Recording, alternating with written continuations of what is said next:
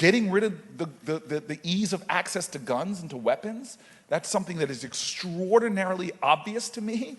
And the fact that we are a nation that won't just own up to the fact that this is a uniquely American problem. It's not video games, it's not mental health. Those are issues we should be talking about, but the seminal difference and the reason why we have the levels of gun violence is because of the ease of access to weapons. So what do you do, Senator? Well, I want to just go to the other thing, because I think the one thing that's frustrated me about El Paso is there hasn't been enough conversation about this was the Latinx community targeted.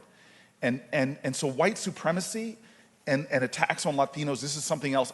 These are not separate issues, they're interrelated. I want to talk to you about guns, but I just want you to know that if I'm President of the United States, the two things most significantly that I'm going to do on white supremacy is, one is have an office with other national crises. Other presidents have elevated things like the HIV crisis. I will have an office dealing with white supremacy in the White House, because I think it's that much of a problem. Number two is I am going to use my social media platforms, the platform of the presidency, in a more creative way. I'm going to be the first ex-gener ever to be in that office. This president uses his platforms every day to demean, degrade, and divide.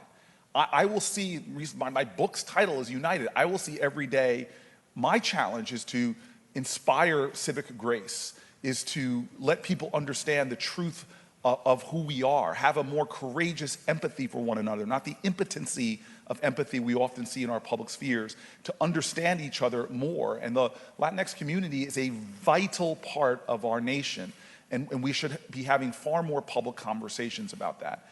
Now, as far as guns, this to me is, I am very happy that even in this short time of this presidential election, you see people moving their positions on guns.